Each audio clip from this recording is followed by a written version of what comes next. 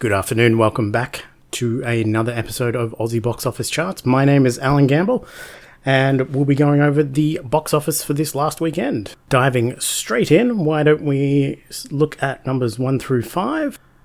At number 1, we have A Complete Unknown with $868,000. Week 3, a hold of 25% for a current total of $5.5 million. At number 2, we have Babygirl with $705,000. Week 2, a hold of 26% for a current total of $2.2 million. At number 3, moving up from position number 6, we have We Live in Time with $454,000. Week 4, a hold of 33% with a current total of $5.9 million. Dropping down to number 4, we have Mufasa the Lion King with $452,000. After 8 weeks of release, a drop of 49%, and a current total of $27.7 million. And then at number 5, we have Becoming Led Zeppelin, a new entry, with just over $400,000. Becoming Led Zeppelin is a new music documentary from Bernard McMahon, charting the individual journeys of the 4 members of Led Zeppelin through the 1960s until their fateful meeting and rehearsal. So we have a bit of rock and roll at the charts with number 1 and number 5 respectively, holding up that chart. The other point of note about 1 through 5 is We Live in Time moving up from position number 6 last week into position number 3, which was largely caused by all of the animated features, Mufasa, the Lion King, Sonic, and Paddington Bear, dropping a whopping 50% week on week, which is clearly the back-to-school effect. All of those animated movies are drawing a close to their run, but let's move on to 6 through 10. At number 6, we have Conclave with $396,000 in week 5, a hold of 22%. For a current total of $6.5 million. At number 7, we have Sonic the Hedgehog 3 with $375,000 after 7 weeks of release, a drop of 52%, for a current total of $29.9 million.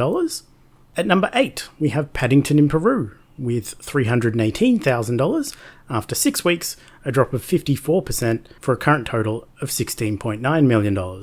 At number 9, we have the new entry of Presence with $294,000 for a current total of just over $300,000. That is the new atmospheric horror movie by Steven Soderbergh.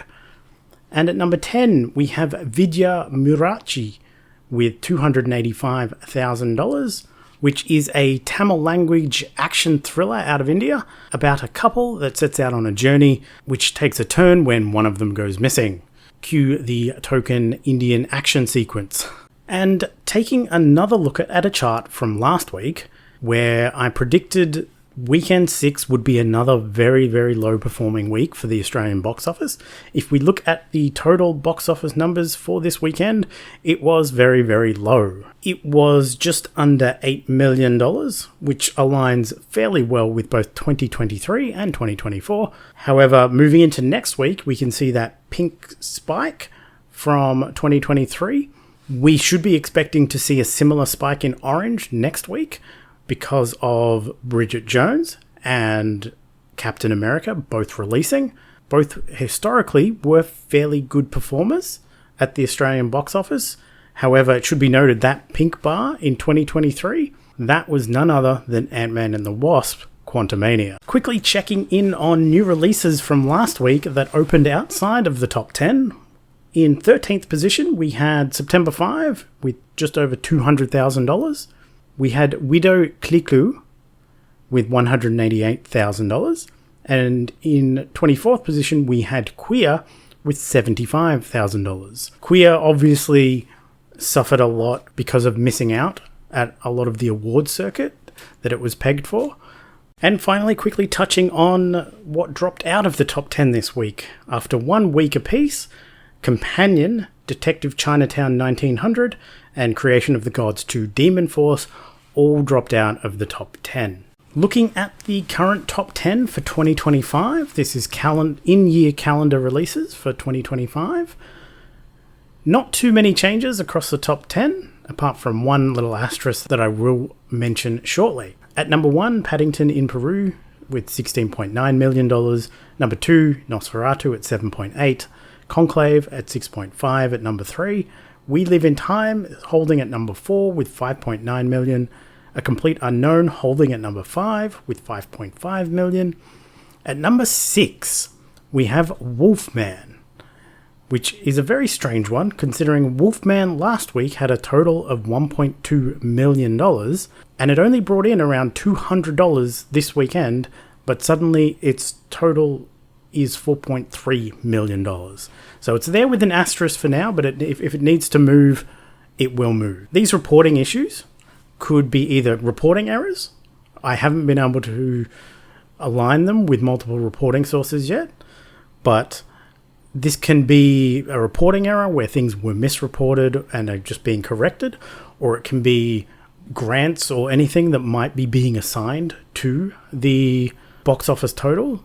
We'll see as the weeks go forward. At number 7, Den of Thieves 2 Pantera at $2.6 million. Number 8, Babygirl at $2.2 million.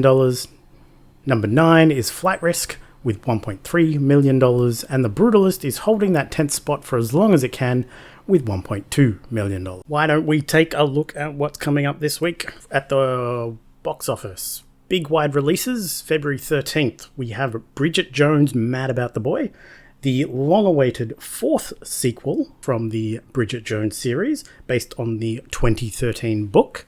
And the same day, we have Captain America, Brave New World, the first big MCU movie for the year.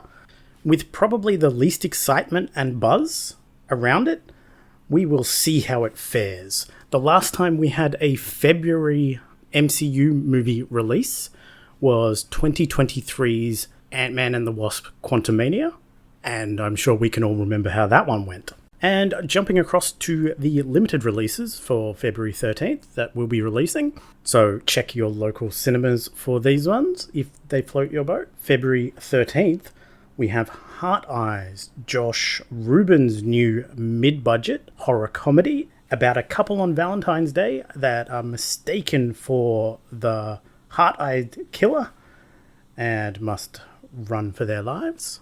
So if that floats your boat, a Halloween horror comedy. And finally, in limited release, we have Nizar 2, part of the Chinese New Year celebration movies that released. This big animated blockbuster released in China last week and has already become the highest grossing Chinese movie of all time. We shall see how it goes in the Australian market. And finally, upcoming on the streaming platforms, February 11th gives us The Witcher, Sirens of the Deep, a Netflix animated movie, over on Netflix, obviously. February 14th sees the return of Yellow Jackets for Season 3. And February 16th gives us the return of The White Lotus, also Season 3, over on HBO Max. Now, to touch on what I caught during the Cinechums Movie Challenge last week, the theme being roads, as we touched on previously. I ended up with 3 movies, the first of which was Joyride from 2001, starring Paul Walker, Steve Zahn and Lily Sobieski, directed by Jean Dahl, who previously did Rounders, which is a movie I'm very fond of. It was very 2001, and I can't help but feel the main protagonist kind of asked for some part of what they got during that movie, as they were kind of jerks. But it was a fun 2001 movie. Next up was Thousandth Street from 2013, a short film from France, specifically ArtFX, the School of Digital Arts, a very peak 2013 cyberpunk synthwave vibe little project. It was a fun little project, only went for about 7 or 8 minutes, and I don't mind the occasional short film.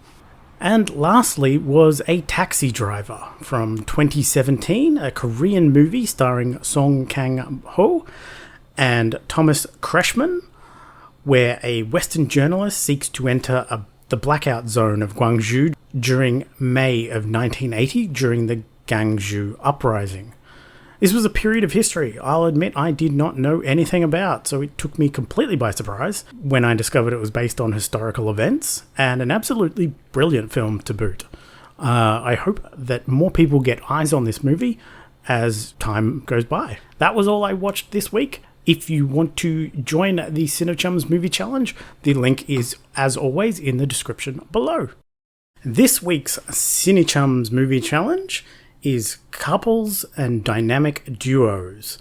Valentine's Day theme, so obviously anything relationshipy is on the cards, whether it's odd couples, whether it's breakups, etc. We can have infamous crime duos like Bonnie and Clyde. We can have traditional couples or body cop movies. There could be things like sibling relationships, which could be a good one, or mentor-protege relationships. So there's a lot of things on the cards. Fight Club, Her, Gran Torino, like many varieties. Taking a look at my shortlist, we have things like Arsenic and Old Lace, Harold and Maude, Tokyo Story, Blue is the Warmest Color, Cherry 2000, Miami Vice. Look Back is one that is very high on my radar, as well as Notorious, then another Hitchcock that was recommended to me. But that is it for me this week. Tune in next week, where we will be looking at how both Bridget Jones and Captain America went, along with a bit of a look at their franchise history in Australia to see how well they are expected to do, how well they've done historically, and what these ones need to do this weekend in order to deliver and match or exceed those previous performances. So tune in next week and we will see. I might even look at getting a review up for Captain America as a trial for this channel. But tune in next week, or if you see a review. Thanks for watching. Bye.